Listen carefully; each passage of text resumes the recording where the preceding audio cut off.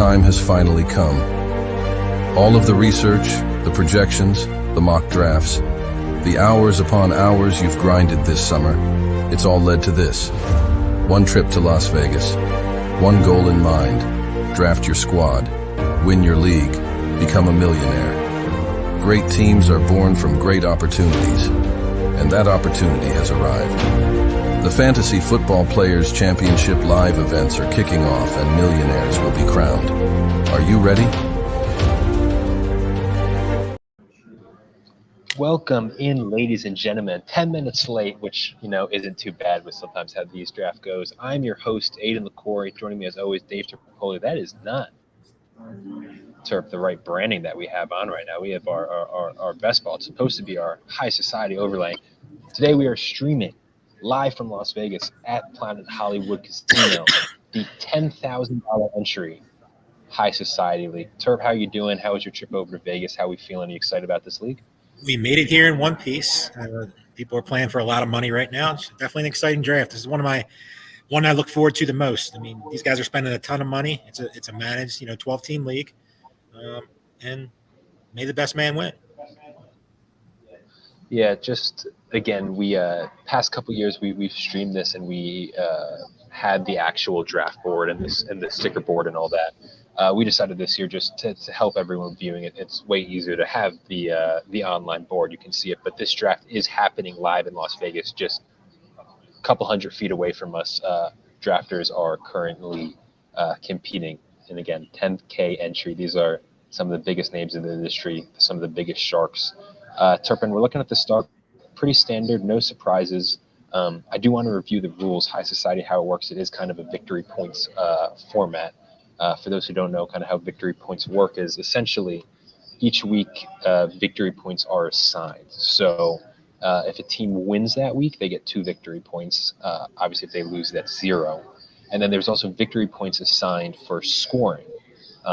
So if you're a top 4 scoring team out of the 12 teams, that's 2 victory points. If you're 5 through 8 in scoring total points that week, that's 1 victory point.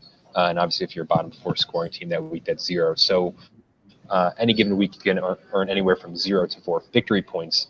And then after week 14, 6 teams make the playoffs, and it's the top 6 teams in total victory points at the end of the year. So that's how this contest is.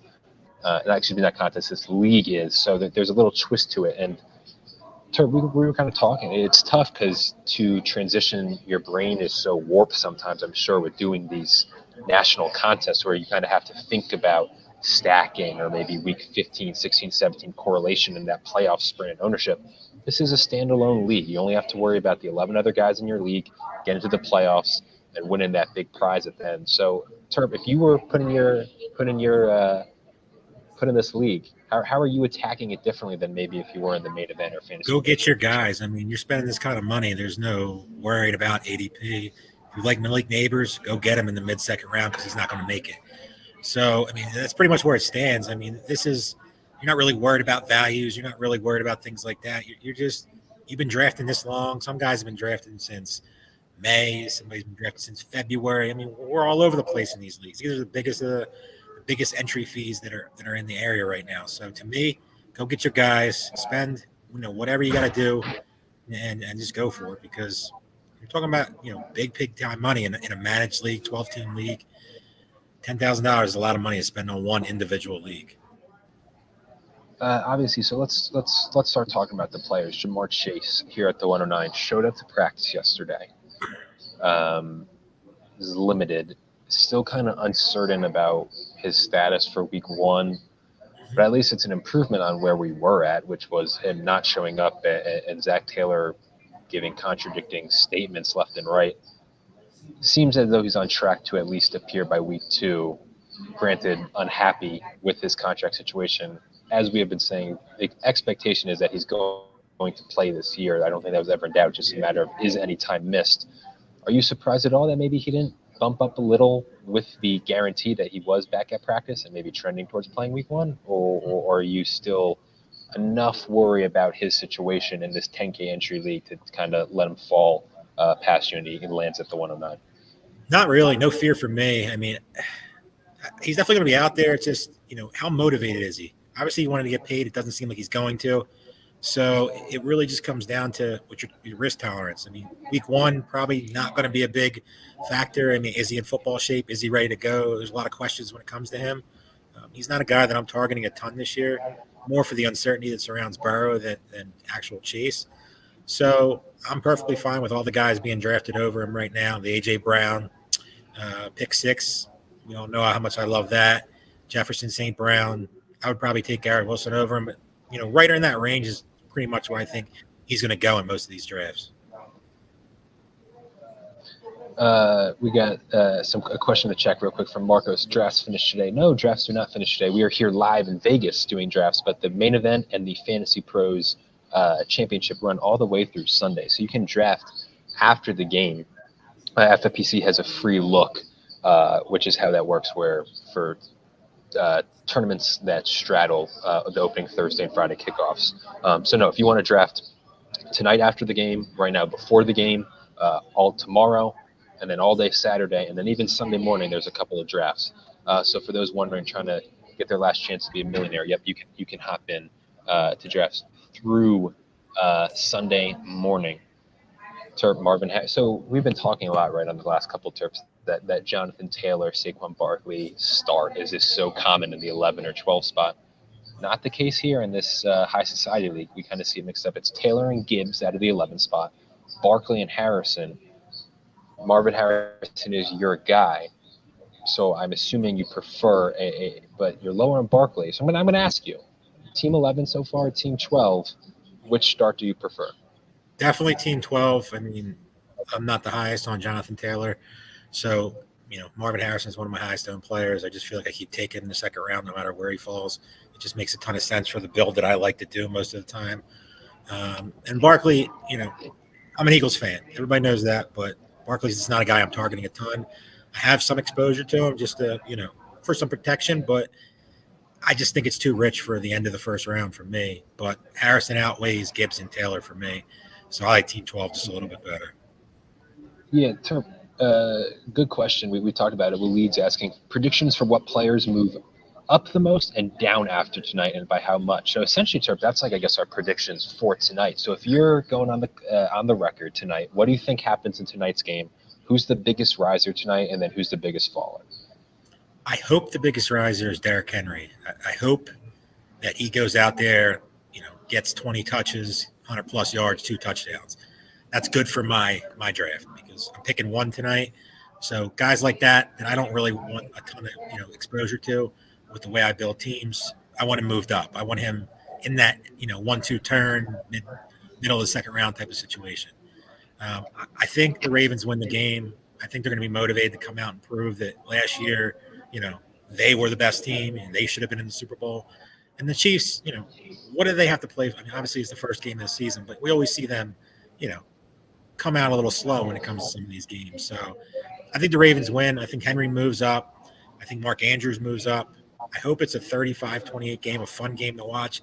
Last couple games we've been getting, last year was close, but wasn't really the best for fantasy. So I hope we get one of them games from, I think it was 11 years ago with Peyton Manning, where he just went, crazy, 7 touchdowns. Julius Thomas, Demaryius Thomas, Wes Welker, all those guys went nuts, and all those guys moved up. That'd be cool just to get a game that's like an offensive explosion, just to see what drafts on Saturday and what drafts on Sunday, like how much the ADP is going to move, because I think Saturday is going to be one of the busiest days of the FFPC for the fact that if these games do go crazy, you're going to see a lot of guys jump into these drafts that want to get a little different with their builds, because you're going to get, if you're picking at the end of drafts or even the beginning of drafts, you're going to get some guaranteed points versus just different exposures. So it's definitely going to be a fun little run. Yeah, Terp, I love that answer, except you didn't answer Waleed's question, which was what's your no. You said I hope it's Derrick. So Derrick Henry's your prediction. Who's your biggest? Derrick faller? Henry moves up. Mark Andrews moves up. Xavier Worthy moves up. Rashee Rice moves up a little bit. Down. Zay Flowers. Okay. So everyone, you're predicting everyone moves up. This is a big, because in theory, I'm not knocking you. If this is a big game. Okay, so you're saying it's a big game. I hope so. I mean, that's what I'm For the hoping record, for. I do agree with you. I think Derrick Henry has a strong Ravens debut, gets in the end zone a couple of times, which pushes him up into that 1-2 term. So I would say Derrick Henry's Derrick aggressive. Henry is definitely the one that I think is like the key to the whole, map. If he goes and does well, they give him 15. I think his over under tonight I saw was 15 and a half touches, running the ball. If that happens, I think Ravens win. If they get into more of a, passing type of atmosphere, I just think the Chiefs are too good. So if I'm them, I mix it up, give it to Henry, try to slow the game down because the Chiefs have a ton of weapons. Worthy, we talk about, Rashee Rice, Kelsey, Pacheco, P. Ryan. What if P. Ryan goes a little crazy tonight? He might move up. It'll definitely be interesting to see what happens. For the record, I'm gonna go out on a limb. I'll say Kelsey's the biggest faller. I think Kelsey has a disappointing output because I think we get to a point where it's like, people are projecting these big Rashee Rice games. People are hoping for an Xavier Worthy. I think I'll go on the record and say Kelsey falls, and by falls I mean you could see him more being that tight end 5 out of that Laporta, McBride, Kelsey, Kincaid, Andrews quintet. But also, I think Xavier Worthy. You and me don't want it to happen. We're both Xavier Worthy owners. Everyone in fantasy loves Xavier Worthy. But we've seen it time and time again with rookies, especially the opening Thursday. It's very possible that he has a very slow game and doesn't have an explosion that people want. And in that case, I think it would drop. And now the concern is like his usage, not just usage rate, but like how many snaps is he getting? Like if Worthy's not on the field a ton and you're seeing some other guys, Justin Watson getting some run, that's going to really drop him. I think if he is on the field a ton, but maybe the receptions aren't there, maybe there's not the big play. I think drafters are Xavier Worthy is definitely, he said, he's another guy to watch tonight. Because if he goes out there and they try to make a statement, and he goes, let's say 6 for 120 and 2 touchdowns. Where does Xavier Worthy go tonight? What do you think? I have my answer. I don't think we agree on this.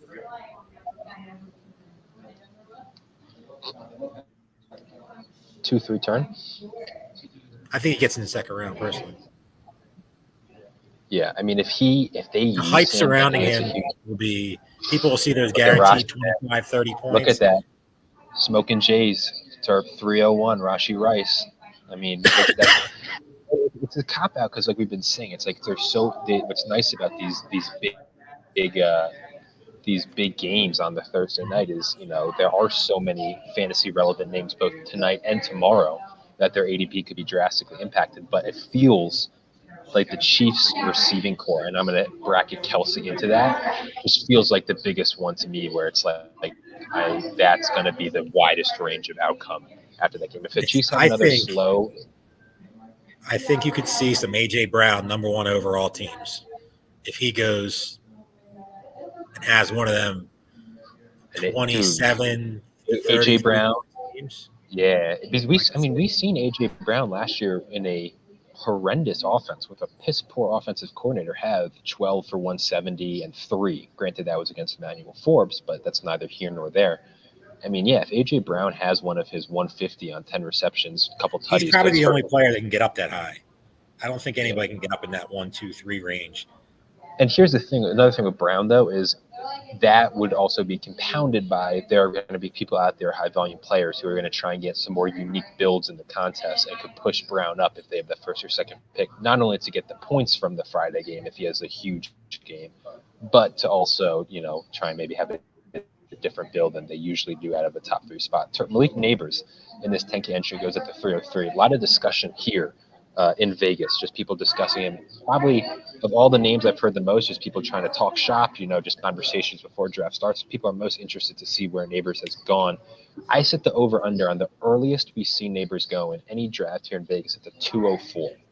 You disagreed. You said you don't think he can get that high, but I'm intrigued to hear what the chat thinks. If any Vegas draft, someone does push him up into the top 3 picks in the second round, go get your guy.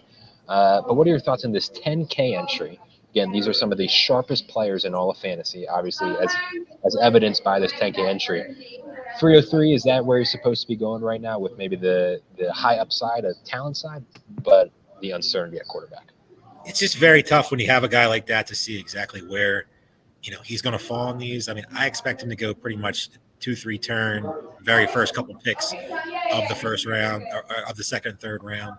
So I don't see him getting up in that Drake London Puka range, the Cooper Cup range that's being drafted here. It's always in the range of possibilities, but like you have seen Neighbors fall into like the mid third round. So you could get lucky and have that happen in one of your drafts. It's probably unlikely because as we get closer to the season, people are more in their go get their guy mode and not really worried about their exposures that they worried about throughout the season. So to me, Neighbors should go right around 2-3 turn, first 4 picks of round 3. I don't think it's going to be much different than that. I gotta ask, Team 3, A-Chain and Neighbors on the same team is, again, Neighbors and A-Chain, 2 guys we probably talked about the most on our streams because they're 2 of the most talked about players in fantasy. Adding both of them in this kind of confined 10K entry high society league, in a format, remember, where you're getting victory points based on your total points scored that week. These are 2 guys with huge spike week potential. That's probably a little factor in drafting, is you're drafting based on guys who, granted, yes, their inconsistencies could be outweighed by the points that they could be giving you if they have these huge explosion games as they're prone to do. Terp, I got to ask you, little surprised no Mark Andrews off the board yet? Not really. I mean, Mark Andrews is kind of like we talk about on our streams. Mark Andrews is kind of a player right now that's kind of in the stale zone. He just gets drafted right when we start talking about him, but nobody seems to be running to the table to draft him, which is a little surprising. Maybe it's the week 14 bye that people get scared away of. Maybe it's just, is it going to be a Derrick Henry, led team this year instead of, an aerial attack with Lamar, Flowers, and Andrews? Andrews seems like he's like the distant 5th in that top 5 guys. I've seen Ingram get drafted over him. I've seen Pitts get drafted over him. It just comes down to your tolerance, I guess. And Andrews is just the guy, like, he's stuck in that range to where it's like, are you excited about clicking on him? Do you really think he could be tight end 1? I do. So I'll click him a little bit more, but I can also see why some of those receivers are just hard to pass. It's hard to pass on, Malik Neighbors. It's hard to pass on Cooper Cup when he was going in that range. It's hard to pass on Olave and guys like that. So it gives you a different option, but you don't want to get behind the 8 ball on receivers. If there's one lesson I've learned in the past, it's running backs, especially this year, you can wait a little bit. Terp, there was a question in the chat from our friend Acuna Junior 13. They want to know if you're drafting after the game tonight in the main event. I have a number 1 pick, and I'm drafting very soon after the game. People keep asking me who I'm taking. It's not Christian McCaffrey. It's not CeeDee Lamb. Bijan Robinson, no matter what. I mean, people like a good eye roll. I can only. I've said it the whole time. He's going to be RB1. I can't. How's it an eye roll? How's it an eye roll? We've been talking, and you're like, well, it has to be this guy or this guy. Bijan and Brees are my 2 guys. So I was about to say I fully endorse the pick and respect it. But I was given like a dramatic, like, oh, wow, surprise. He's taking Bijan. I love a good dramatic pick. I don't think it's that dramatic, too. Like, if I was taking A.J. Brown, number 1 overall, it's different. Terp, another question in the chat. How does the Pitts hamstring injury news affect his ADP in drafts? I will say that was from Acuna as well. I don't think he falls that much because he's literally been on Twitter saying that he's fine and that the Falcons said it was a little more precautionary. But it's not what you want to hear for Pitts, who's obviously flamed out 2 years in a row, to already be having a little tweak of the hamstring. What did you make of the Pitts injury news when you saw that yesterday? I'm not that worried about it. I mean, I've always been off Kyle Pitts this year. I'm jumping back on, trying to be, positive about the new coaching situation, the new quarterback, totally new offense without that idiot Arthur Smith. So it makes things a little bit more tricky with the hamstring, but I'm not worried about it. If anything, hopefully I get a discount tonight and tomorrow when I'm drafted. I have a couple drafts left, so I'll take that discount. In the $3,000 league we were looking at earlier, Kyle Pitts went 4 or 5, which to me is ridiculous value. It's hard not to like what you see in that offense. Kirk Cousins, Bijan, London, Pitts. Yeah, there's a lot of star power, but I mean, if it's not this year for Pitts, it's never going to be. People will, if Kyle Pitts goes out there this year and totally flops or doesn't pay off where he's being drafted, owners are never gonna get behind it ever. They're literally gonna punt him down there in the 8th round, 7th round. It's gonna be hard to sell yourself on Kyle Pitts, year in and year out. So getting him where he just got drafted in the 4-1, I'm all about that. I gotta ask you, Terp, because this 3rd round is really interesting. And I think we've talked about how the 2nd and 3rd and even sometimes 4th rounds here are tough to navigate. So this is just a broad question. I probably asked it before, but we haven't been touching base. In this 3rd round, at their ADP that they went in this 10K entry High Society League, which receiver do you like most? Is it Rashee Rice at the 301 or is DK at the 312? Looking at these receivers, which one are you feeling most confident at the ADP? I'm going to eliminate Malik Neighbors because I love Malik Neighbors, so I'm going to keep him out of this. Sure. Somebody besides Malik Neighbors, it's definitely Metcalf. I'm on the Metcalf train this year. I just think no offensive coordinator, a guy who we've seen at the college level throw the ball. They have weapons there with JSN and obviously Lockett. I think Noah Fant comes back to life a little bit this year. But I just think Metcalf's the alpha, and I think he's the guy that they're going to move him around, trying to get him as many opportunities to touch the ball as possible. So I like Metcalf the best, especially where he's being drafted. The one thing that's a little weird to me is I know I'm an Eagles homer, and most people are going to say this is an Eagles pop-out, but what is Devonta Smith falling in drafts for? Why has he not been drafted yet? I know, A.J. Brown's the alpha. Why can't Devonta Smith be the alpha? I mean, they both are very, very good receivers. And in an offense where it's going to be those two and pretty much nobody else, I know people like to – They're listening, Terp. They're listening. This is twice. We talk about Mark Andrews. He gets drafted. We talk about Devonta. He gets drafted. So at least somebody's listening to us. They maybe shouldn't be. As we said, we always like to make fun of ourselves. Some of our worst takes have occurred on this 10K entry High Society League. Overall, I think we're like 0 for 3 in doing this. We ripped the Derrick Henry team 6 overall. We ripped Josh Jacobs, and then we ripped Cole Kmet last year in the 5th round. I think all 3 of those teams won. So if we make fun of your team tonight, I would definitely be excited about your draft because you're probably going to win the league. Yeah, for those just joining again, me and Terp here are in Planet Hollywood Casino and Resort live in Las Vegas. The FFPC Live Events are happening literally right across from us. We're literally staring right at them. And this draft is a $10,000 entry High Society League. It is a isolated standalone league. Some of the best players play in this. So it is just true sharks in the water in this draft. And it's always interesting not only to have a stream on here where we're watching a draft unfold where, again, there's no a tournament to consider, you don't have to worry about week 15, 16, 17 and the playoff race, all that. Nope, this is just a league confined, and as I mentioned and I've explained, it is a victory points league where you're awarded not only on your wins and losses each week, but also how many total points you score that week. Terp, I got to ask, again, as I've been saying, these are some of the best players. Kiren Williams fallen to the 309 as RB11 feels really reflective of where he's at, and it's just something you should take note of if you're drafting this weekend. It just, again, there's obviously been so much Kiren negativity. We still often see him going at that 2-3 turn, but again, in a 10K entry league, he falls to the 309, which shows kind of a severe lack of confidence in him. We talk about polarizing guys every year. Kiren Williams, Devon Achane, Cooper Kupp, guys like that are kind of all over the place in these drafts. Some have moved up, some have moved down. They all are, people love them or they hate them. There's no middle ground. I mean, the Kiren Williams hatred in fantasy football circles right now is probably, I would say, 80-20 on hatred. Most people, most sharp people, do not like him. So where he's being drafted is fine to me. If he got to the 4th round, I would probably take consideration to him. But to me, I just don't know if he's going to hold up. I'm more of a Blake Corum guy where he's being selected. And I know McVay loves him, the whole kick returner, fun stuff. We've heard that, as a big joke on Twitter. Kiren Williams 3.9 is fine. I'm taking the receivers over him in my builds. I mean, you saw how good he was last year. If that wasn't, something you were paying attention to, I'm just not in. I'm just out. I mean, I just think overall, he had a little minor injury, in training camp already. We'll see.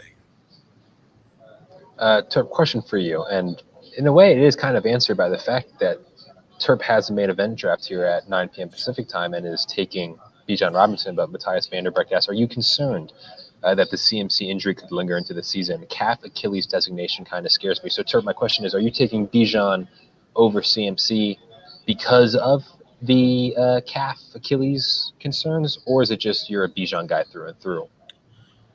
I'm a Bijan guy through and through. I mean, you're spending this kind of money on a main event team. You got to get your guys. I mean, I'm not sitting here saying I'm fading McCaffrey in any way. I did that last year to burn me. But, I just, this is a main event team that's very important to me. And I'm going to take the guy that I've been saying is going to be the RB1 all year in Bijan Robinson. It was really a small consideration for Breece Hall, who I love again, just as much. CeeDee Lamb is in consideration too, but at the end of the day, it's Bijan Robinson to me. McCaffrey, the calf injury, it worries me a little bit. I feel like if you get McCaffrey, it makes a lot of sense for you to try to figure out a way to get Jordan Mason, who seems like the clear cut, might be the best handcuff, right now that's going on in the game compared to all the guys that are going to be going in his same range. So, yeah, I mean, I'll take some McCaffrey. I'm picking 2 tomorrow, so he'll definitely be in the consideration. But this is probably going to be a Bijan pretty much. Anytime I get the 1, which I have 2 more main events at the 1 pick, then he will be my pick. Fantasy Bears asking, are any of these teams online only for the draft? I believe it's about a 50-50 split. I believe about half the league is drafting online. They weren't able to make it out to Vegas, but I think there's about 6 or 7 people here drafting live in this 10K entry High Society League. First quarterback off the board, Patrick Mahomes. Team 1 takes him, pairs him with Rashee Rice.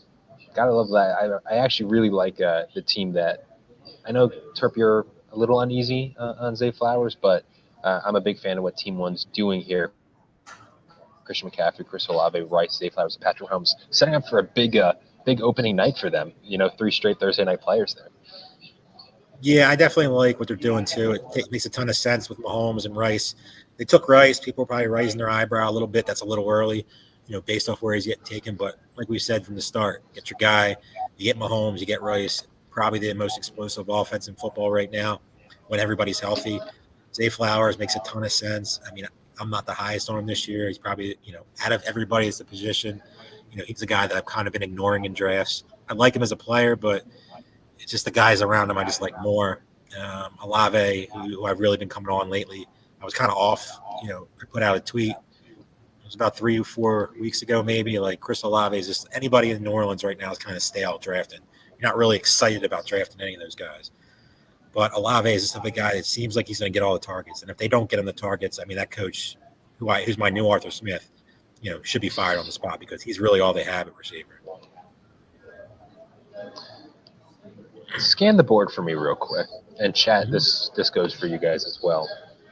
What, either both good or bad, like what is the most kind of surprising pick to you? Like, my point is, you could be like, I'm shocked that in this league, blank player fell this far. That's the most eye-opening. But what's the most eye-opening pick to you so far? While you look at it, I'll give you mine. I know it's still at the 411. Rachaad White's still being drafted as a top 15 running back, despite the litany of information we have that even if he still is getting carries and stuff, that there's been nothing but negativity about him. The underlying stats last year were not great. He was really just a volume back, and that's because of Dave Canales, who is no longer there. Bucky Irving's getting all this buzz, and Todd Bowles, literally yesterday or Tuesday, I forget, literally has come out and said, hey, this is going to be a committee. We're going to ride the hot hand. It's going to change week to week. Rachaad White is still going here in the 4th round. That, to me, is the most eye-opening. Again, White was a productive top 5 running back last year, won people a ton of money. That's hard to ignore. It's just the amount of negativity this offseason has just completely taken him off my board. I'm surprised he hasn't slipped further and further down draft boards. I agree with you totally on that. I mean, but Todd Bowles just came out and said it's going to be a hot hand type of situation. Is that just coach speak?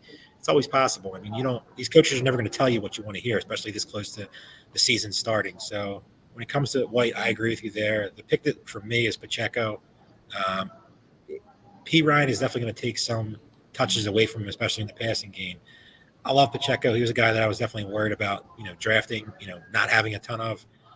But he's definitely the guy that worries me the most. I mean, you could go out and watch this game tonight and be totally caught off guard by Pacheco's usage. If P. Ryan gets in there, gets it in the passing downs.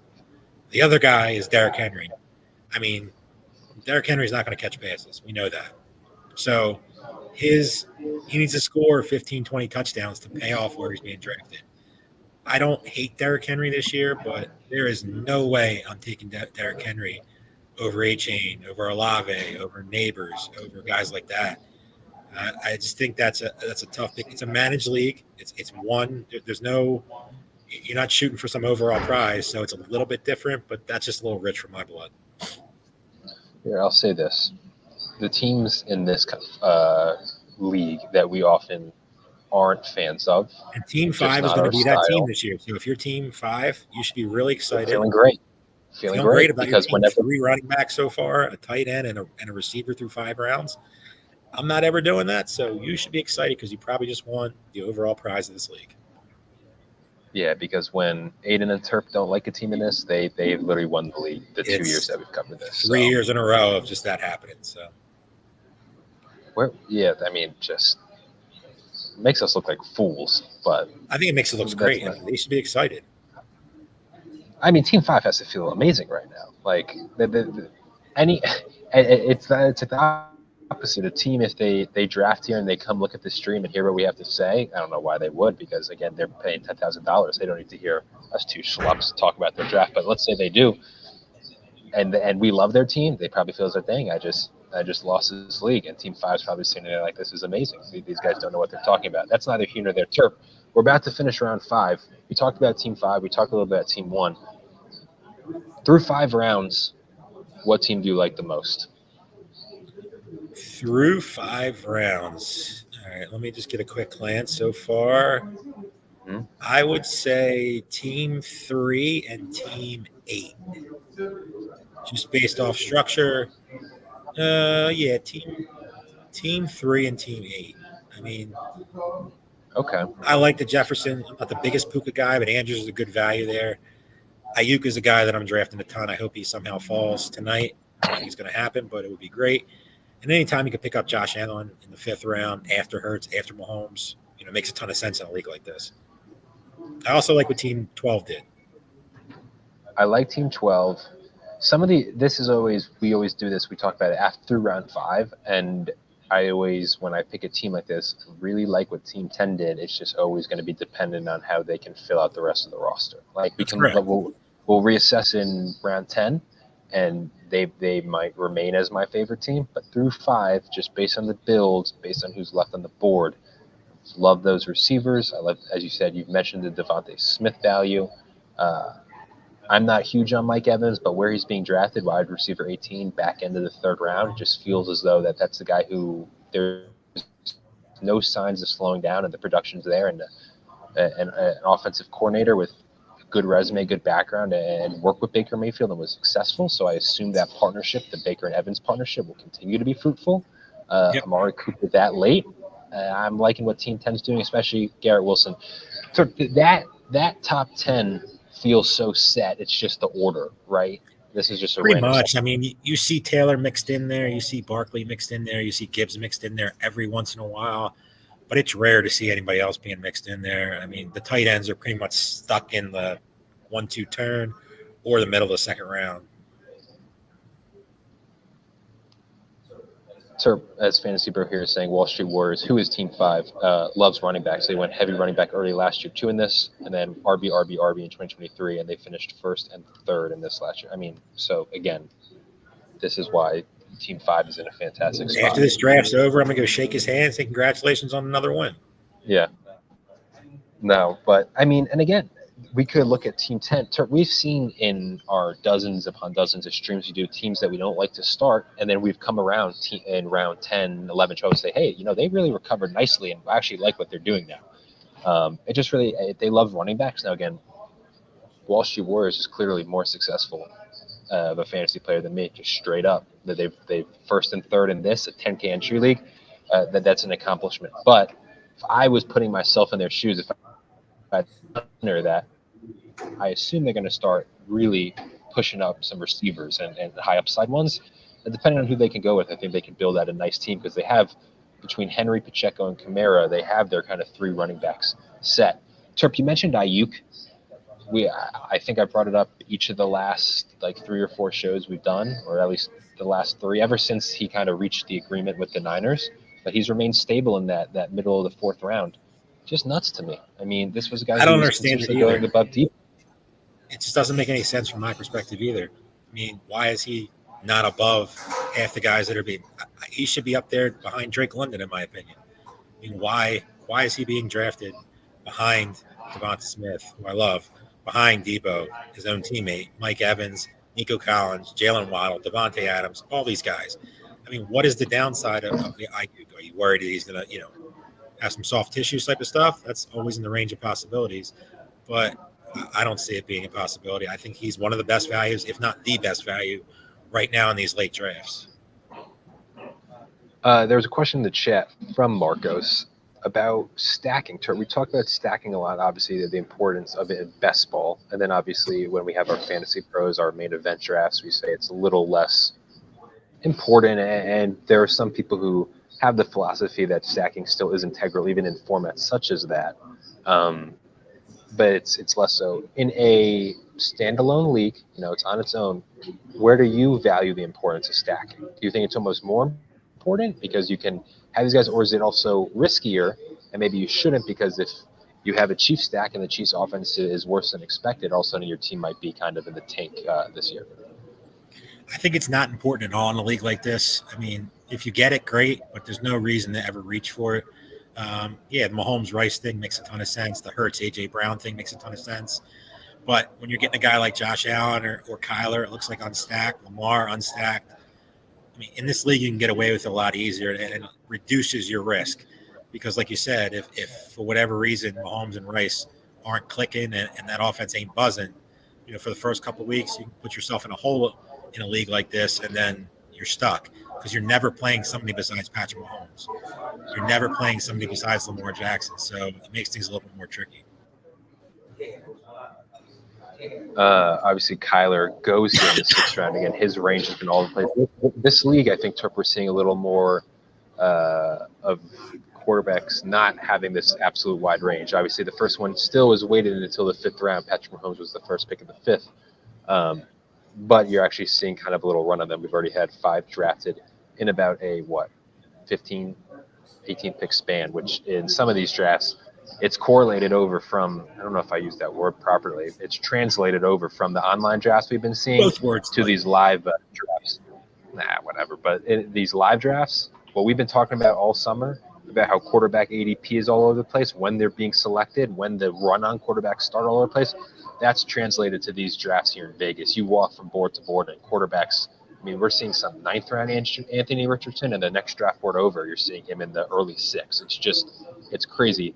This league obviously seems a little more of a normal start, I'll say that. But, again, it could get kind of crazy quickly if no other quarterbacks go here. So Team 3 just took Brock Bowers at tight end 11. Team 9, Celtic Mangoes is the only team so far to have doubled up on tight end. Obviously, doubling up on elite tight end early was such a popular strategy. We haven't seen it in this. I'm looking at it, I believe Team 1 and there was one more, and Team 7 are the only 2 teams that don't have a tight end right now in this format. Do you push one up that you may like, or you just have to kind of feel comfortable, like, nope, I'm just going to be punting on tight end and just going to try and maybe hammer a couple late? I think putting tight end in a league like this is a lot more of a risk. You want to get one of those elite guys because you're going to be behind the 8 ball with some of these teams that have one of the elite guys. Yeah, there's plenty of guys late that there's always going to be that guy like Sam Laporta last year, like Evan Ingram the year before, that can get up there and make you look a lot smart. But I don't see it. I mean, I think this is a type of thing where if you're getting after Bowers, Goddard, it gets a little ugly. If you got to start Cole Kmet or you got to start Dalton Schultz or even Freiermuth, who I like, but still, it makes things a lot more tricky because there's so much unknowns with those guys. It makes sense to get Bowers and Njoku if you miss out on the top guys. Another question from Matthias. Am I delusional for thinking that Brian Thomas could be the Jags wide receiver 1 by a wide margin? I think wide margin is crazy. I mean, I still think Christian Kirk's going to be involved a ton in that offense. He's fallen in drafts, which makes a lot of sense, because, he's a little banged up. They keep hearing Brian Thomas's name all over the place, and Evan Ingram obviously starting to move up in drafts. But I don't think that Brian Thomas, it's going to take a little bit. He's not a guy that he's going to get plenty of work early, but I don't think he's a guy that's just going to burst on the scene and get Lawrence's trust to where he's just giving them 8 to 10 targets every game. So do I think it's possible? Yes. But don't discount Christian Kirk. He's going to get his. It might come at the expense of Brian Thomas early, but as the season progresses, if Brian Thomas stays healthy and, develops that rapport with Lawrence, I could definitely see what you're saying coming true. Got to ask, Javonte Williams, we were talking about Team 1 liking their start. Javonte Williams at the 6-12. People are drinking that Kool-Aid, huh? As I said, repeat of last year where it's kind of all this negative news. He was dropping in drafts. He was kind of settled into that ninth round. Obviously, last year was more because returning from the injury. This year was because of maybe the coaching staff. But some positive reports are trickling out about his usage. And honestly, just overall positivity about what the Broncos offense could be. He goes here in this league in the 6th round. I mean, we talked about it, I think I've asked you, but still, it's just surprising to see Javonte Williams, of all people, be one of the bigger risers of the last month. People trust Sean Payton. I don't know why. I mean, what has he given you that makes you think he's just going to give Javonte Williams the ball, 15 to 20 times every game, get him involved in the passing game and all that stuff? I don't see it. I'm not a Sean Payton guy. I made that pretty much known. I like Javonte Williams, a lot more than I did early in the draft process. But am I going out of my way to draft him in the 6th round? No. I mean, even in this league, it's a little rich for my blood. I mean, again, you can't get stuck in the 0 RB mentality in a league like this. So Javonte Williams, if you want to push him up, if you don't think he's coming back to you and you like him that much, go for it. Because, when you're picking from the 1 hole, it's a lot more tricky because if you really, really like a player, you got to push him up a round or so, because if not, you're going to miss out on the opportunity to draft him because he's never coming back. Another question in the chat for you here. Troy Eisenberger, and you can even speak on this, Terp, as someone who plays in the main event, as someone who gets worried about my $50 home leagues. Do you all get more nervous with the bigger contest? Terp, I can't speak for you. I can't imagine a 10K entry, but how do you feel about the main event? And then I'll ask you maybe even more in particular, what's it like drafting the main event online versus coming here in Vegas and then drafting the main event live in Las Vegas? What's the difference there? We'll start with that question. Online is way easier. It's not even question. You're sitting in your house, you're sitting in your room, you're sitting in your office, you're sitting in your den, whatever it is, and you can see everybody that's being drafted. You can pay attention a lot more.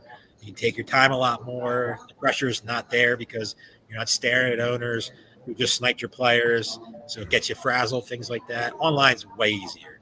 The main event's one of the most funnest things I've ever done in my life here in Vegas because it's an acquired taste. It's tough. It's like you got to come to the table with your information, be ready to go, and be ready to adapt when things go a little haywire because they will in these drafts.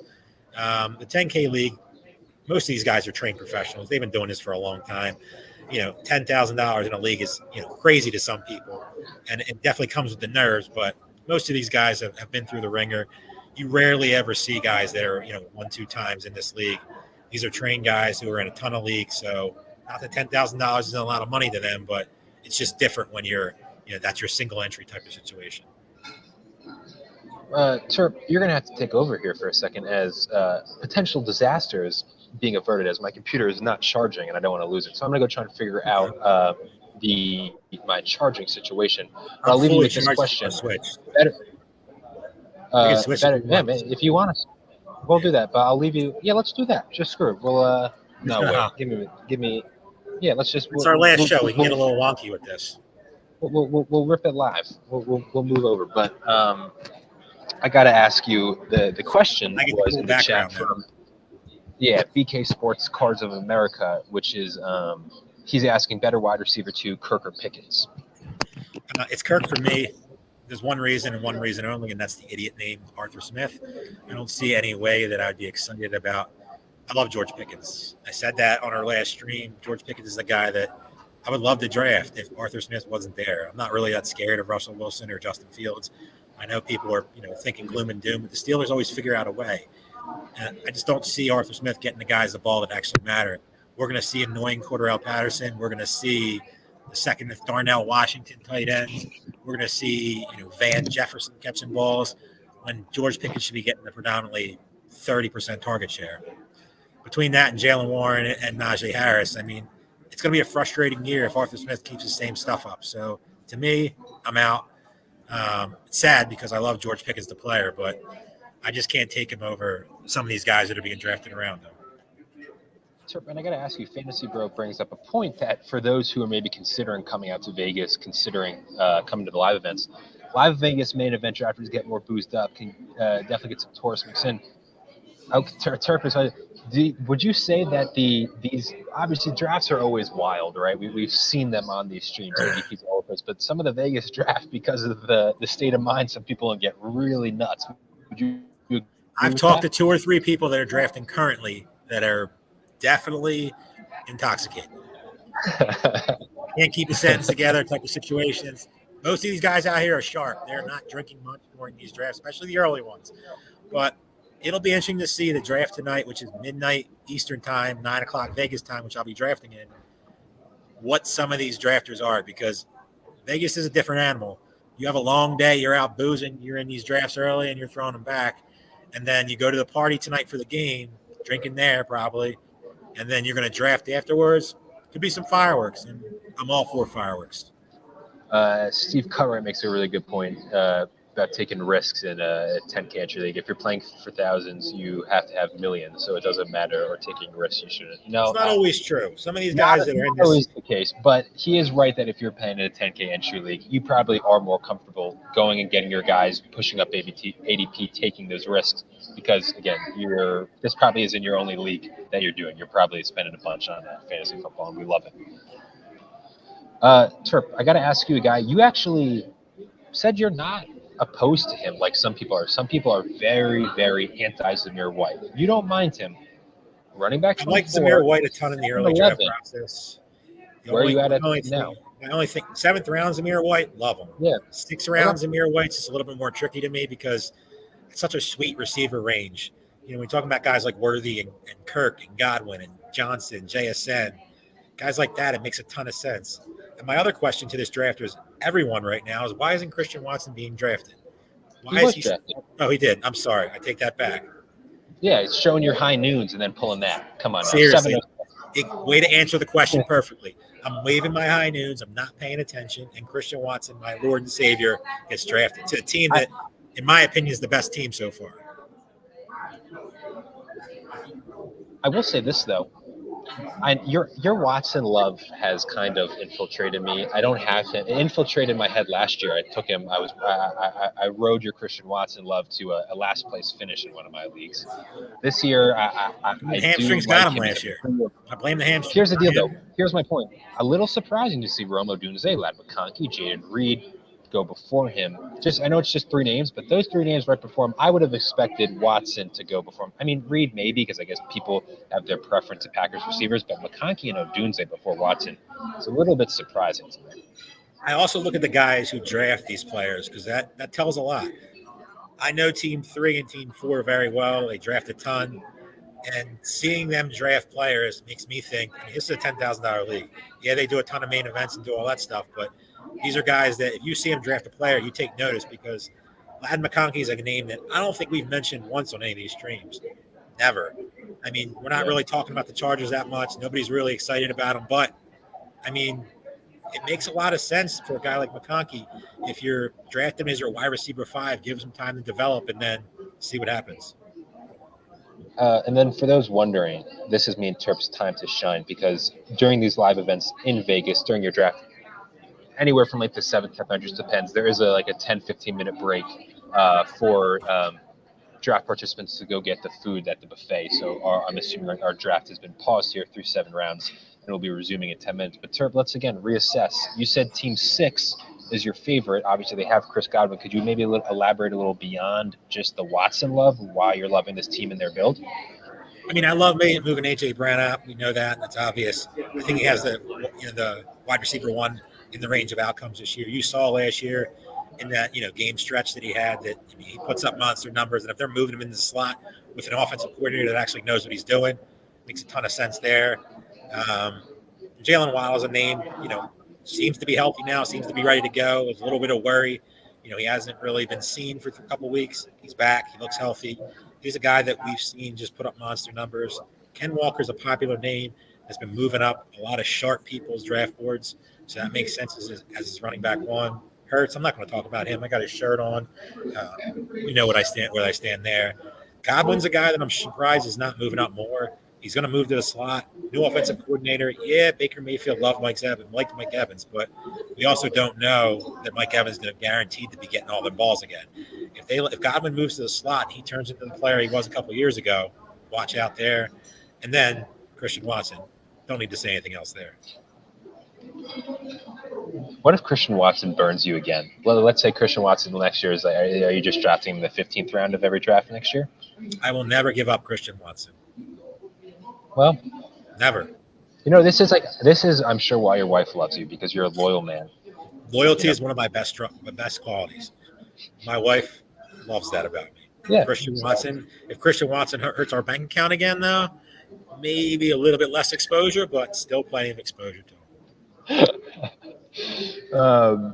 Guys, I want to go back to Team 12 because, again, 12 is a really tough place to draft out. We've been talking to players here, and everyone's playing. You get the 12 spot. It's just frustrating. There was actually a point early in the drafting season where I remember a lot of people were saying, I actually don't mind where I get. Some people even said, I kind of like later in the drafts.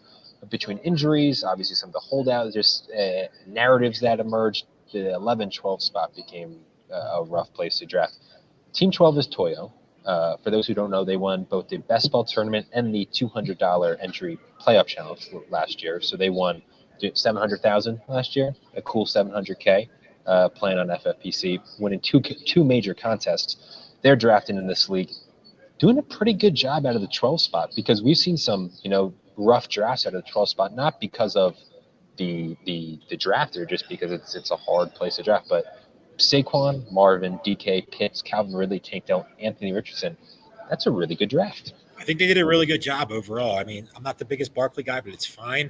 But then, he takes Marvin Harrison, who's my number one owned player, I think as of this morning.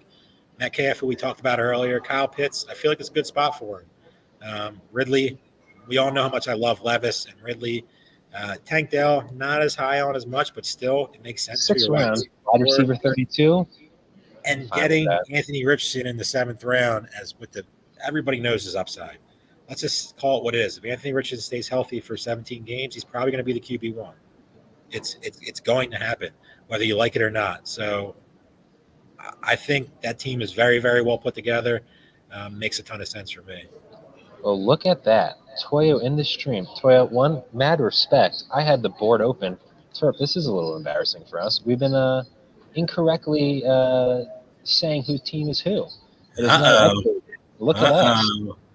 Look at us. Okay, now this changes a lot. I like this. Let's go back now. All right, well, Toyo, I got to be – we were just hyping up your team. Oh, yeah. I mean, I still like his team. It's still a good I stand by what I say because now I know who team 6 is with A.J. Brown, and you shake his hand next time you know. Oh, man. I'm drafting against him tonight, and I am not thrilled about it. This is this changes everything. This is what we needed for the – I love a good refresh. So Toyo, again, thank you. Yeah, look at that. A quick refresh. I just saw his DM too, and I was like, what are you talking about? It looks good to me. Yeah. I was like, well, at first I read that as like, oh, maybe like my computer froze and like they are still drafting. No, because for those who don't know. The best part about it is all the teams that we like are like the guys we know kind of pretty well. Yeah. So it just makes it even better now. Yeah. I mean, I'm going to be honest. There's been the last 2 years we've done this. There's been 1 or 2 teams that like I really didn't like in this, and it's in my head. I'm like, what can I say? It's they're buying and Tank Antrim. And again, as we've said multiple times, is those are the guys who sometimes win. This is a more solid draft all around. So even with kind of the reshuffle, but how about that? Because for those who don't know, the way this draft works is at 3:30 Eastern time, the draft kicks off, and by kicks off it means you find out your pick selection. That this isn't ahead of the time. You're not informed. Hey, in the High Society League, you're picking 7th. You find out really about 20 minutes before you start drafting by the time the draft starts. So obviously, I had the draft board up. The good thing about it is the names changed, but the draft didn't change. So. Oh, could you imagine? Could you imagine that would have been. We were like, let's just stop it right now. There's no need to keep talking.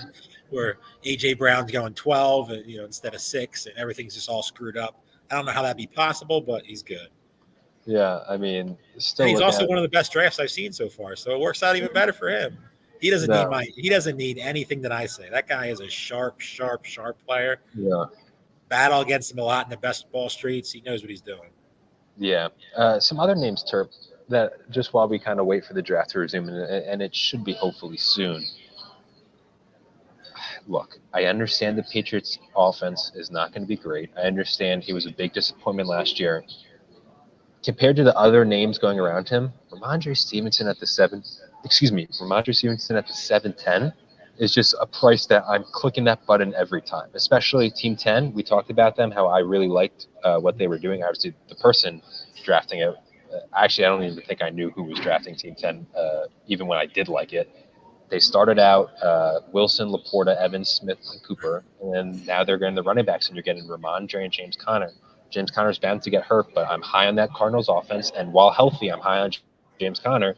And Ramondre Stevenson at the 710, that's great value. I love what Team 10's doing. They're my favorite draft so far, just at a personal level. Team 10, very good draft so far, well structured. I mean, they started off 5'9" running backs, which is risky in a league like this because you can get burned behind the 8 ball with some of these guys. But they got Connor, who should be a bell cow. If he stays healthy, he could be one of the best values in fantasy football. And then Ramondre Stevenson, who's just an easy click to me. I mean, he's a guy that should be getting a ton of work, even on a bad team, should be involved in the passing game. I'm not as worried about Antonio Gibson as some are. I mean, it makes a ton of sense with this build, plenty of quarterback outs. This is a very, very well-structured team. Definitely, in my opinion, one of the top 3 teams in the league. It's just, again, Ramondre, it's not like he fell or anything. I'm basing it main event ADP. Ramondre Stevenson has been going in the middle of the 7th, so like a little fall, about half a round. But still, the 7th round to me, that's of all like these names, he's the one I'm most confident in kind of getting back into that top 15 level running back. So there's Henry Muto made a point that he says he really only looks at his picks right before the draft. In your opinion, is there something maybe to that? Like if you are getting your pick right before the draft starts, it maybe some preconceived notions, you don't kind of get locked in on a specific strategy and are thrown off if it doesn't happen. Is there something to be said as just getting before you can kind of go in with an open mind and just kind of play the draft as it falls? I think that depends on, I know Henry and he plays in a lot of leagues. If you're in a ton of leagues, I know I've asked people that are drafting right now, what's your pick? And none of them really knew what the pick was. When you're in so many of these, it doesn't really matter. You're just kind of go up there and just figure it out. But if you're doing 1 league or 2 leagues, you want to know your pick. Let's call it what it is. I want to know my pick well in advance. Whenever the FFPC sends that message when my league fills, I am checking my email in seconds trying to figure out which one it is. So I just like being prepared. I mean, does it change anything? Not really.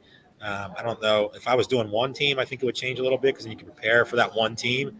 But if you're a volume guy, you don't care. But people like myself, I always like to know. Again, for those who maybe are tuning in or not familiar with what's happening, as I had said, it's usually about obviously halfway through the draft. Obviously, this started a little late, so it happened after round 7. There was a small 10-15 minute break for the players to go get food from the buffet.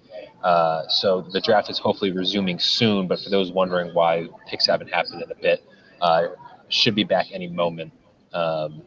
So just stick with us, and we'll kind of get back to this High Society League. Terp, we talk so much about Christian Watson that I don't think we actually ever really talk about Jayden Reed. Put aside your Christian Watson love. There's a lot who love Jayden Reed. What is the argument for Jayden Reed? And just kind of, it is, maybe I'm going to rephrase this question. And you're going to say Watson, I know, so it's really dumb asking you this. But is there any way that one of the Packers receivers actually does emerge as like the guy? Or is this just going to be a week-to-week depends? Like it's just some weeks are going to be Watson weeks. Jayden Reed's going to have his moments. Dobbs is going to be annoying some. Oh, there's your one or 2 Dontavian Wicks games? Like, or is there going to be a chance where it's like, nope, Jaden Reed is the clear wide receiver 1 in Green Bay, and he's the guy? Is that possible or no? I'm just going to eliminate Watson from this question because I'm extremely You're biased. biased and I'm not going to change. But I definitely think Jaden Reed's the best option afterwards. I mean, the Wicks hype is, to me, a little out of control at this point. I think he's going to be okay. I think he's more of a best ball player. It's going to be really, really hard without injuries to ever click the Wicks button. I mean, it's just going to make things way more tricky. Romeo Dobbs is not a guy that I'm ever drafting. His upside is extremely, extremely limited. So it's Watson, Reed, and then Wicks, I guess, if you want to take a flyer. I mean, to me, his path at greatness has to become of somebody getting injured, which we've seen guys like Christian Watson be injured. So it's in the range of possibilities. Draft has resumed, Terp, so we're looking forward to seeing kind of the last 13 rounds of this 10K entry High Society here live from Las Vegas. Me and Terp are here in Planet Hollywood Casino. Bunch of drafts going off right in front of us. One last question, obviously most certain now as we resume is the first pick, but last thing, true or false? We'll look back in 2025 and it will be silly that Keenan Allen went behind Rome Odunze. True or false? I don't think it's going to be silly at all. I don't have much Keenan Allen. I'm not going to sit here and say I have a ton of Rome Odunze. I have more DJ Moore than any of them, but I've definitely added Odunze as we get later in the summer. I don't know. Something about Keenan Allen to me is just a pass. I mean, where he's being drafted is not terrible, but all things, the fat rumors, man. All the fat rumors. He came up on the injury report this week. It doesn't seem like it's going to be anything major, but you don't know. I mean, so I don't think it's crazy at all. I would say Rome Odunze will finish higher than Keenan Allen. I don't know how much higher. I think they're both just going to be like annoying type of clicks every week, but to me, it's just draft DJ Moore and then mix in the other guys for exposure. Because if Keenan Allen does get hurt, that changes everything. Or DJ Moore. I have a little bit of news. Not what you want to hear. I am an owner of him. Just T. Higgins limited today at practice with a hamstring injury. Good. No, not good. Don't say that. That's messed up. Good that it's just a minor hamstring and there's nothing serious. I own T. Higgins. I have T. Higgins. That's not what I needed to do. That's correct. I'm saying good. That's nothing major. Yeah. I mean, hamstrings are funny. I mean, we don't know anything about Jamar Chase right now. It's a total wild card. The corpse of Jermaine Burton might get drafted in a lot of these things. I mean, he was one of the hottest names early in the process. Now he's kind of Shivasha. I'm not even going to try to say the name, but you know who that's good for? If T. Higgins is out for a little bit, Chase Brown, who hasn't been drafted yet. Chase Brown hasn't been drafted yet. He's going to be drafted by Team 6. You can bet the house, kids, everything you want if he doesn't get drafted. Right here? Right here? No, right here. Chase Brown will be drafted. All right, we're not going to say anything else. Terp has put a guarantee that Chase Brown will be drafted. 100%. Jerome Ford. Oh, man. I got all the nice things I said about him. I said I wouldn't say one bad thing about him the whole time. Great I'm name. Same name as me. I mean, maybe people are scared he's going to be a kick returner. Like, I get it. I think, remember what you and me said when Chase Brown had that huge week of buzz and he rose and you said, because we both love Chase Brown, you took him as made a post on FFPC, all our experts, industry guys who came on the show, we had them give their ride or die. We made a graphic about it. Yours was Chase Brown. Mine would have been Chase Brown, but I took Kyler because you had already claimed that. What we had said is, hey, let's kind of like you were saying, like, let's hope that there's some positive Zach Moss stuff or just some news comes out because I don't want his ADP to skyrocket. That's kind of happened, right? Your wish was fulfilled. And you're seeing it. He never, besides that like 2-week stretch, he kind of went back down 7th, 8th round. But still, 809 here is a little bit surprising to me because, a lot of sharp drafters in here and a lot of sharp people are on Chase Brown. So goodbye, Team 4. I'm going to play devil's advocate on the pick. I said I wouldn't say anything bad about him. And I understand the pick. In a managed league, a guy like Jerome Ford is going to be the guy from day one. No Chubb. We're not really worried about Pierre Strong or Deonta Foreman that much. Ford is going to get you probably 6, 7, 8 weeks, and he's your clear-cut RB2. So I get it from a league like this. If it was a tournament, I would still stand by my guarantee that he takes Chase Brown. Okay. And real quick, I do want to guarantee Barney Richards out here. This is a tight end premium draft. It is full point PPR. This is again, as I've been saying, a standalone league. It's not part of any bigger contest. It is also a victory points format. What, my phone is going off?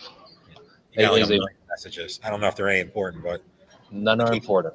Nothing is more important than this draft. So we're locked in. We're locked and loaded. Victory points format, which means you get 2 points, victory points when you win. And you also get 2 victory points when you're a top 4 scoring team that week.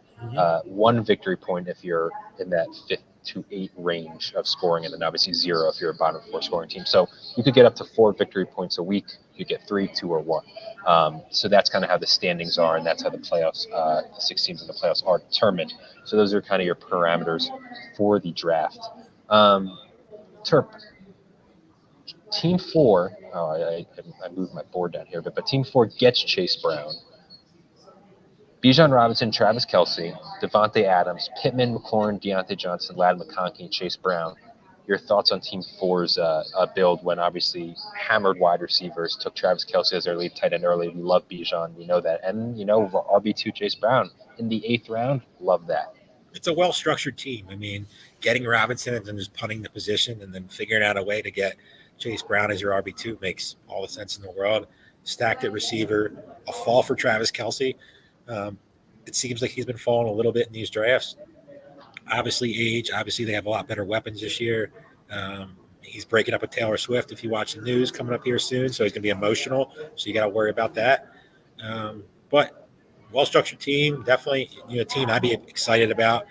Some of the wide receivers aren't my favorite, and Adams and Pitt, guys like that, but Terry McLaurin, Deontay Johnson, 2 guys I love to own pretty much anywhere. Ladd McConkey is a great wide receiver 5. We talked about it a little earlier. So I like the way this team did it. And, getting Blake Corum, they just took, makes a ton of sense. Overall build. And if something happens to Kiren Williams, this team could be in the winner's circle. Al Paul reassuring me that T. Higgins said in presser that he's feeling great. So assuming it's just a minor thing. Just anytime you hear hamstring these days, it just sends off the alarm spells. Paul, hamstring with anybody is scary. Yeah, Pablo Sanchez, Warren over Harris is not the move. That's the first time I have seen that in a long time, that Jalen Warren goes over Najee Harris. Najee Harris was touching 6th round in some main event and fantasy pros drafts. Obviously, it's another one of those situations. Jalen Warren does have an injury. He drops, Harris rises a bit. Comes out that Warren is probably going to be good to go for week 1, and ADP still hasn't adjusted, but Jalen Warren, 804, Najee Harris, 805. What do you make of that, Terp? Do you agree with Pablo that that's a mistake, or are you a Jalen Warren guy?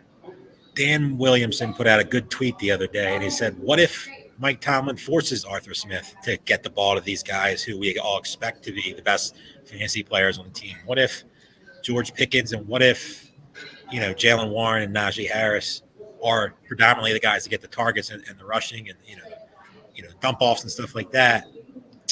It's in the range of possibilities, but I don't see it that way. I mean, Arthur Smith, we saw what he did last year. I mean, you had Bijan Robinson, a generational talent at running back.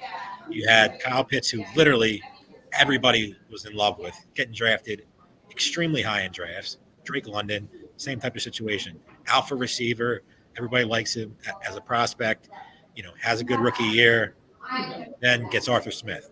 So I don't see myself being, as these last couple drafts that I have, investing a ton in Arthur Smith. I just can't.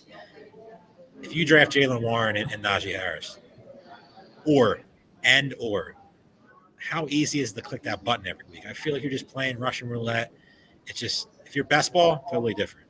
But in a managed league, it's just so much harder that you're banking on an injury. And even if you have an injury, we all know Cordarrelle Patterson's lurking. So if you had a gun to my head, who do I like, Harris over Warren?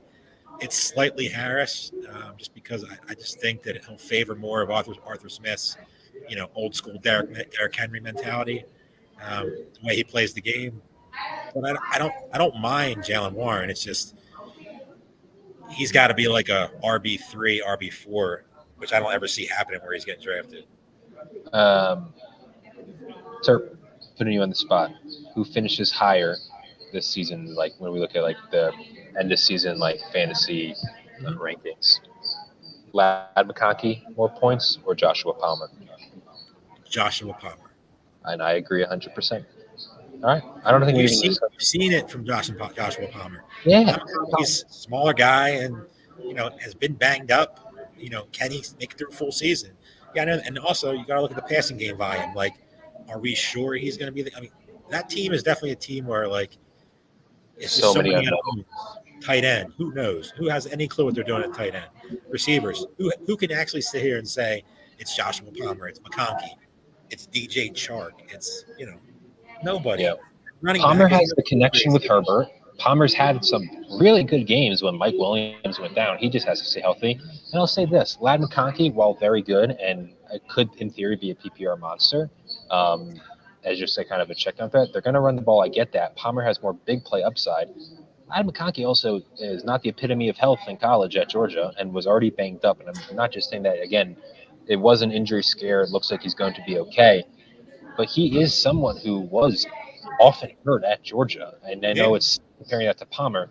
It's not even just obviously I'm taking Palmer 2 rounds later. I'm just thinking genuinely Josh Palmer will be a better fantasy option this year than Lad McConkey.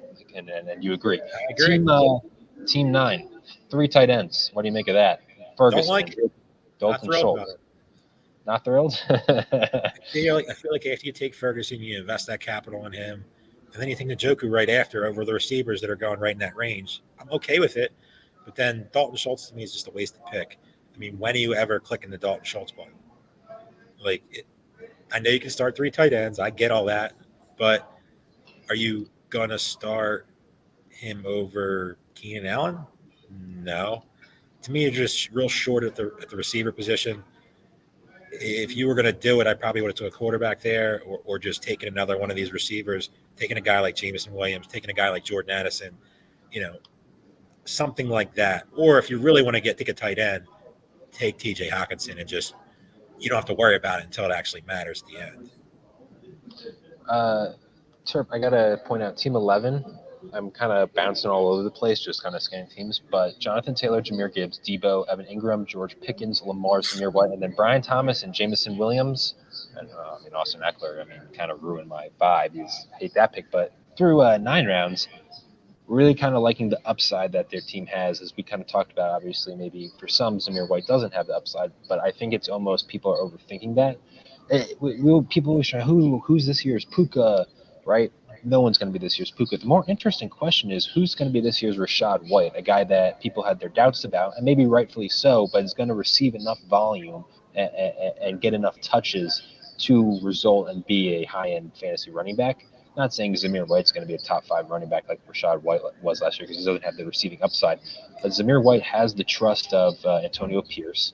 Had a really good end of the season last year. We saw productive games from him. There's no one good behind him. Maybe you like Dylan Laub. I like Dylan Laub, but it's just I don't think it's really that much of a threat.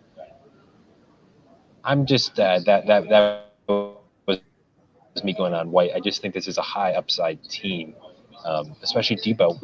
Everyone's talking about CMC being limited in Jordan Mason. Debo Samuel in reality is their RB2. So I'm liking Team 11. I just wanted to hear your thoughts. That was my long ramble. A pro Team 11 ramble. David, if you just switch Eckler and Dowdle, I'm feeling great about them. I agree with you. I would have took Dowdle over Eckler. There's players on the team that I like. The Jonathan Taylor Gibbs start is a risky one, but in this league you can get away with it. Don't mind it. Debo's fine, like you said. He's probably the RB2 on this team. Ingram, we all know how much I love him. It's a team I like. I wouldn't put it in the top 3 personally, but it's right on the fringe. You know what's interesting? Remember I talked about, quarterbacks, it's looking better. It's looking like they're all going 5 in the first 6 rounds. And Anthony Richardson, almost a full half round right. And then CJ Stroud, QB7 in the 8th round.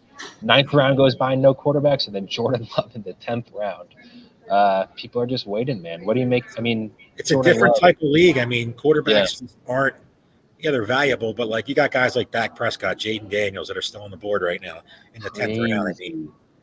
Crazy. Joe Burrow still on the board right now. And the Jamar Chase team didn't take Joe Burrow and took Jordan Love. So it just shows you stacking obviously is important. I love it. I do it in any draft I can, but it also, is not, ending your team if you do it, taking a Jordan Love. And it just feels like to me, like if you're teams 2 through 5 right now, Mhm. I mean, not that anyone with Mahomes, Hurts, Allen, Murray, Jackson's feeling bad because those are all great picks, but you're Yeah. feeling really good that you played your cards right and you waited till the 10th round and you kept waiting. And I'm sure at points in the eighth, ninth round, you're like, maybe I should pull the trigger, get my quarterback. But nope, they keep on kind of firing off running backs or receivers and building out a really stacked core of that. And they're getting a Dak Prescott, Joe Burrow, Jaden Daniels. And they're going to feel really fine. The issue is what, 4 teams don't have quarterbacks? 4 teams in a row, 5 teams? No, just 4 4. teams in a 4 row. teams. So But I'm trying to think who's the 4th option that you like, because Daniels obviously people is one of them. Dak and Joe Burrow, and especially in 10th round or later, you feel really good about. Is there a 4th one that like you're going to be like, oh, feel good, or is one of these 4 teams going to have an uneasy quarterback situation, or maybe they just go Purdy Goff and feel good about it? I think they'll be fine, but I feel like there is a tier break. There's 3 left in that tier, and then maybe one team might not get one of those really high upside guys. Chuba in the 1008 is great value. Like in theory, I mean, worst team, but Jerome Ford going 2 rounds ahead of Chuba Hubbard. especially in a league like this where like you're drafting Jonathan Brooks to win a tournament. I don't know if you're drafting Jonathan Brooks to win. I mean, yeah, it's definitely possible, but I don't know. I just think that's just a much better pick in a league like this, taking Hubbard, especially. Permar 99 shouts at Jalen McMillan to have a great shot at being the new Puka. I mean, I'm going to look like a fool if there is a new Puka. Just I feel like Puka's like a true rookie day 3 pick to kind of come out of nowhere and become a top 10 receiver and almost a first round draft pick the next year. It just doesn't happen that often. So, but I will say that Jalen McMillan rise is real. I took him in one of my leagues in the late rounds. I will buy that, and the positivity. There's for me personally, Turpin. It sounds like you the same. I'm putting a lot of trust in what the Bucks coaching staff is saying, right? With McMillan, with their kind of negativity towards White, the love towards Bucky Irvin. Obviously, our friend Eric Balkman is high. Chris Godwin is his ride or die. So if they are lying, I'm screwed in a bit of spots. But speaking of Eric Balkman, after this draft is done, great segue, right? After this draft is done, stay on. The Better Sports Network High Stakes Fantasy Football Show is on at 7 p.m. Eastern Time. Eric Balkman is joined by established runs Jack Miller. So your day is set. If you're watching us, you're watching a 10K entry High Society. Right before the game starts. Then you watch Jack Miller, Established Run, which is one of the best fantasy sites out there. And it's always a treat to hear Eric Balkman speak and give his thoughts on fantasy football. And then all of a sudden, we have kickoff. So your night is planned. So stay on our YouTube, High Stakes Fantasy Football Show, 7 Eastern Time. Jack Miller, Eric Balkman, right into the game. Terp, we avoided Brandon Ayuk to Pittsburgh. Pat Freiermuth, who, again, these leagues are all different because I can't really fully base it compared to like ADP because, it is confined, but still. He's been falling in drafts. He's been falling beyond this one. Tight end 15 for a guy who, what was it, July? A lot of buzz in the fantasy community. 7th, 8th round, he was getting drafted. Nothing's changed besides the Steelers looking like shit in the preseason, which maybe that is what it is. But tight end 15, Pat Freiermuth, gotta love that there for a team. Still should never, ever be drafted after Dalton Schultz. Ever. There's never a world where he gets drafted after. I know the Texans' offense is everybody loves, but Dalton Schultz is realistically the 4th target on that team.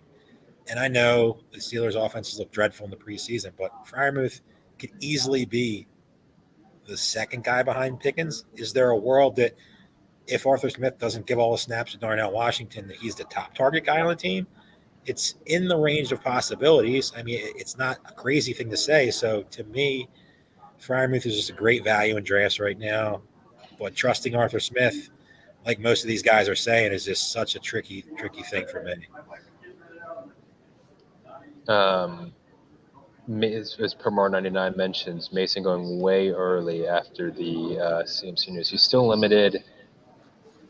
Yeah, it's just for me, Turf FFPC. You said I'm just a Bijan guy through and through. For me, it was more so just a CMC. As I said, or I'll repeat myself. I'd rather be a year early than a year late, and eventually the wheels are going to come off CMC. Just with the usage that he gets, the age. It's just we've seen it. And I'm going to keep buying into those trends. But Jordan Mason, I mean, yeah, with the Elijah Mitchell news, 10th round Jordan Mason. Turp, I will say, if you listen to this show, if you, excuse me, Dak got drafted. I was about to say something that the three quarterbacks we had kind of discussed have gone by now. So it is team 4 who's going to kind of maybe be searching through those options. But back to Jordan Mason, Turp, if you listen to our streams, we give out a bit of good advice here and there. We were saying when Jordan Mason was a 17th, 18th round pick, you have to be drafting him. Like this was 5-6 weeks ago. So now he's expensive. Yeah, now he's at the end of the day, Kiren in the 11th. Wow. P. Ryan and Jordan Mason, are guys that were really not on draft boards. I have a couple 20th round Samaje P. Ryans, just as when he was still on Denver, just hoping, hey, he gets cut. He gets to the right spot, and he landed in the absolute perfect spot. And Jordan Mason's just another guy who's pretty much free in drafts. They both, right now, could be the two best handcuffs in fantasy football. If you look at everybody, obviously, Braylon Allen's a guy that's right there too. Tyler Algier, they're all getting drafted in the same range. You're talking about the best players in fantasy football. 3 of the top running backs and Pacheco, who, if something does happen to him, you're talking about 4 of the best offenses in football potentially. So, and I'm going to say this, by all accounts, P. Ryan is playing the Jerick McKinnon role. 2 years ago, Jerick McKinnon won Go Bills their second straight main event. So, I love Jaleel McLaughlin. Love him. I've talked about him a ton.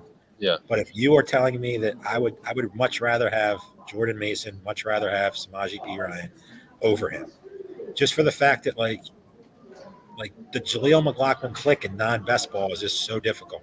It's just making things a lot more tricky to where you're clicking that button as your RB2, flex position possibly. When you have a guy like P. Ryan, if something happens to Pacheco or Mason, something happens to McCaffrey, you could be sitting on a RB1 type of situation. There's no world where I think McLaughlin could be an RB1. I just want to also take this chance, sir. This is a not a good segue. Me and Terp, at least specifically these shows, and obviously Balky Farrow with their podcast. We started this YouTube with at 0, and just we wanted to see where it would go. Just let's do some live draft coverage. Some players have been asking for it. I just want to thank everyone. This is our final stream of the year up until April, when we're back for the Never Too Early Best Ball. We want to thank everyone who watched, everyone who liked, everyone who subscribed, everyone who's been active in the chat, because the channel is growing, and as long as it keeps growing, we're going to keep delivering live draft coverage. We're going to keep on having great guests on, industry experts who will deliver you a bunch of hopefully information that applies and can help you in all your drafts. So I just want to take a moment here as we're kind of in the back half of this draft to just, again, thank everyone. We have big plans for next year. I know next year seems like it's really, really far away, but it really isn't. Football season, gets to January. We're going to be making all these plans for next year to get bigger and better guests on, more shows. And like Aidan said, we really can't do it without you guys. The comment section has been buzzing.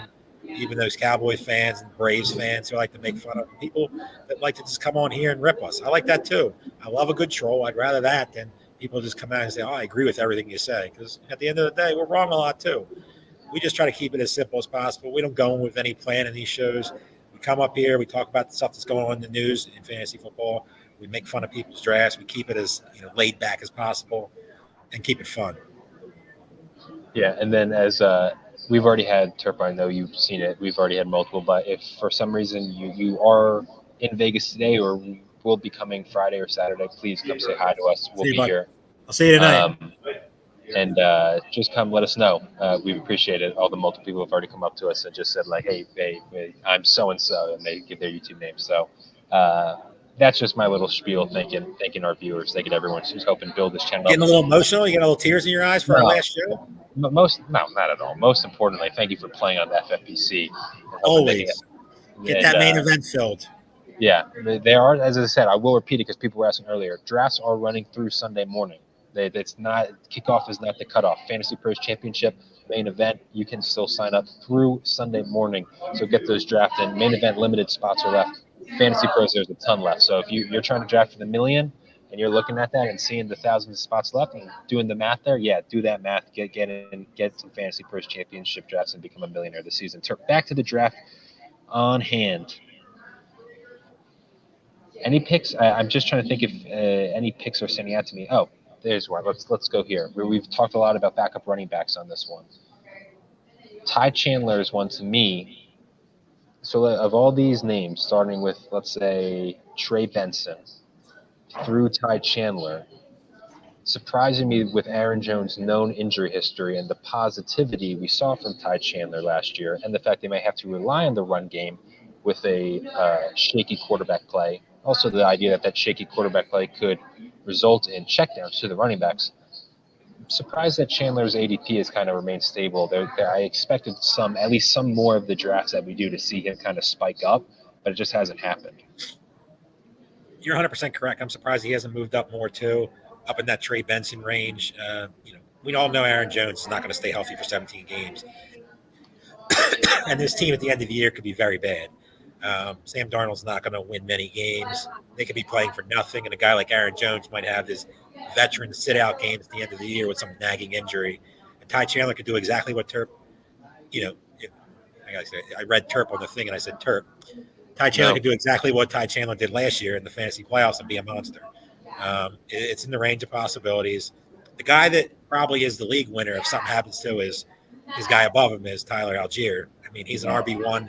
The Bijan team, the Bijan went fourth overall in this. So, yeah, that team's big. In a managed league like this, it makes a ton of sense because Algier, if something happens to them, you just plug him in there. And, yeah, he's not Bijan Robinson, not anywhere close to that talent, but it makes a lot of sense.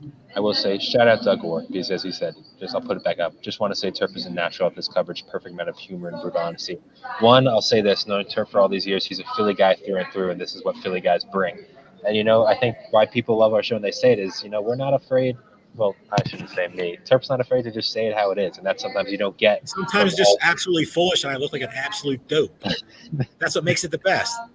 I don't ever sit here and pretend like I know everything, but try to make it as fun as possible. We get guests on here to try to make it as fun as possible. Yeah. We try to keep the guests lively. And, we have guys like, Andrew Cooper and Theo Greminger and guys like that have been on this show a ton. That bring some life to the show. They're not just coming on here and going, I like Jamar Chase or I like Christian McCaffrey. No crap. And the best part is we want to know your deep guys. We want to know that guys that not just the FFPC and leagues. We want to know in your home league who to draft. And these are guys that you're sitting here doing your home league. We want you to take the same guys that me and other guys are telling you to take because they're going to win you some money. I'll say this, and someone beautifully stated it to me, is with our show, is people don't have time to listen to all these different podcasts and read all these different writers and articles. And one of our goals with these live draft coverages, bring all those industry analysts, those writers to us so that it's one place and you can maybe hear from someone who you just don't have time to or haven't heard of. And they do great stuff, and then you can hear their opinion and you get a wealth of opinions. Back to the draft, though. Nick Chubb falls around compared to main event ADP. Obviously, he's been dipping ever since being put on the pup. But 12th round Nick Chubb, obviously a managed format. Jerome Ford going 4 rounds higher than him. It's just a little bit crazy to look back at that at one point in this summer in main event Fantasy Pros Championship draft that these guys were kind of neck and neck. It was dependent on who would go first. And Ford has just accelerated that much. But, again, it's a standalone league. But to a point, it kind of feels as though Nick Chubb in the 12th round, so now you can just kind of store on your bench, and then maybe come week 8, 9, he could be the Nick Chubb of old. We don't know. He's superhuman, and that could be a real value here in the 12th round, especially compared to some of the other names around him.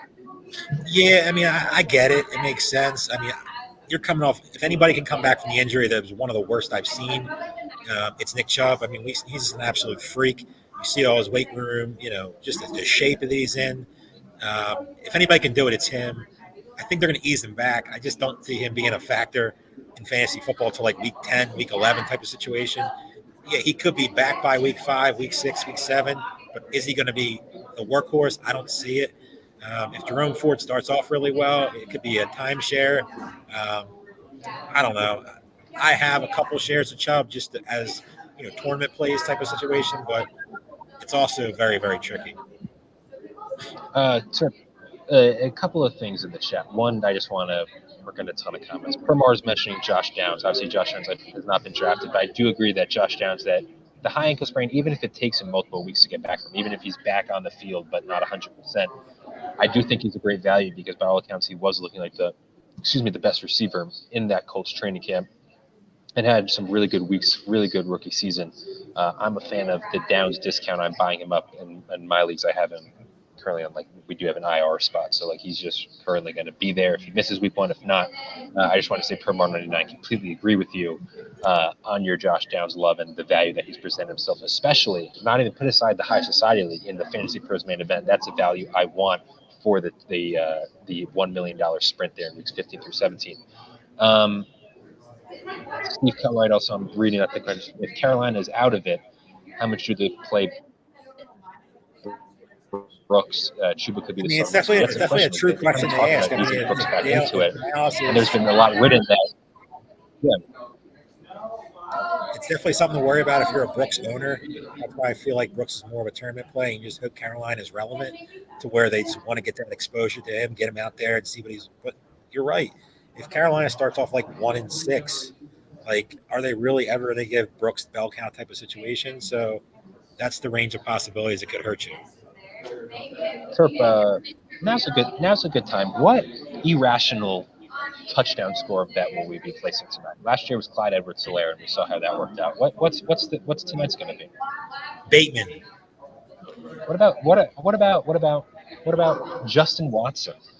Justin Watson's a good one. He's going to be on the field. I mean, there's no more Kadarius Toney to be annoying. Isaiah Likely's another one. Ooh, right. Yeah, but first off, the issue is sportsbooks suck with the touchdown odds right now. But I like Justin Watson. See, people are coming up talking to us live. See, we're streaming live, and we're running into the issue. Obviously, this league got delayed, so all the other leagues are ending and fading out. So we'll kind of monitor. We're going to go as long as possible. Believe it or not, I do have work I have to do related to these drafts ending. So for those streaming, we might have to cut this after round 15, 16. But we're going to go at least another couple of rounds on this. Kev, we understand it's getting a little loud, so we may adjust. It's going to start getting noisy here. People are starting to get tuned up, getting ready for the game tonight. So my guess is just we'll probably be aware, close this round or 14. We'll go. How about this? We'll go through round 15. And then we'll end it because I do have some work to do. This full draft board, we will post this on Twitter for those who want to see how the last 5 rounds finish up. But we're going to get you through the first 15 rounds here. Unfortunately, due to it starting late, due to it getting a little too loud and noisy, we don't want to make this annoying for those watching. But let's get through round 15 there, and then we'll end our last live coverage of the year. More stuff in the chat. Rich is mentioning serious pros in this draft equals irrational QB distribution. That's one nice thing about not having casuals in a draft, QB consistent. And I will agree with that, obviously. QBs were prettily, there was an early kind of run, 5th and 6th round. There was that top 5. Anthony Richardson sprinkled in, then Stroud, and then you kind of see your late run of that Jordan Love, Burrow, Daniels, Prescott tier. But then interesting, Terp, just to point out, one of the teams that waited on quarterback gets both rookies, Team 2, Jaden Daniels and Caleb Williams. 14-4 even gets their first quarterback. They go with Trevor Lawrence. What do you make about the 2 rookie quarterback in a managed league like this standalone? I just did a Fantasy Pros last night, and I did the same thing. I think it makes a lot of sense. Drafted Rome Odunze, drafted Terry McLaurin. It makes a lot of sense just building the team like that because you're probably going to go with Jaden Daniels, but most of the year. But if things don't work out, he doesn't turn into the player you think early.